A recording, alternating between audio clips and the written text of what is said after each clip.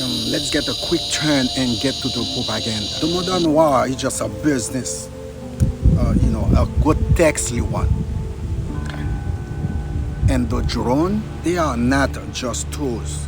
They are the ultimate profit centers in a system where innocent lives are the cheapest line item. Follow the money. Who wins? Lockheed Martin, General Atomics, Northrop GrummanHsrd, Raytheon. Their stock prices soar on conflict.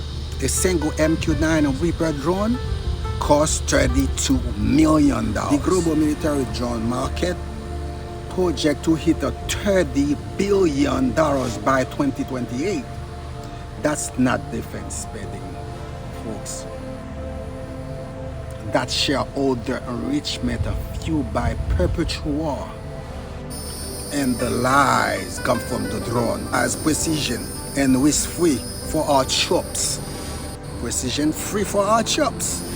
It's just a deadly illusion. The fog of war is thicker from 10,000 feet. Intelligence is flawed. Targets are misidentified. Collateral damage isn't an accident. It's baked into the algorithm. And about the Bureau of Investigative Journalism. So yes, over 20 years, U.S. drone tracks killed between 9,000 to 17,000 people across Pakistan, Somalia, Yemen, Afghanistan. At least 1,900, possibly over 3,500 were civilians, including hundreds of children. Remember the Kabul drone strike in August 2021. 10 civilians incinerated, 7 children, 0 terrorists.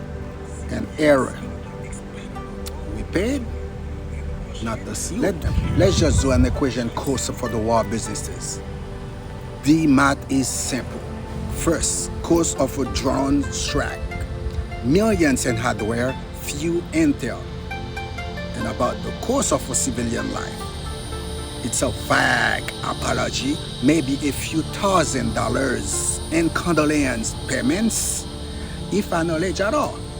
Human life is literally cheaper than the missile that takes it. And let's cut through the whole bullshit. Innocent blood is the lubricant of the war machine. Drone makes killing cheap, easy, and deniable for us, while maximizing profits for them. We have industrialized assassination and outsourced the more burden.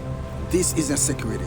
It's a multi-billion-dollar slaughterhouse where civilians are the expendable war material and Wall Street cashes the checks.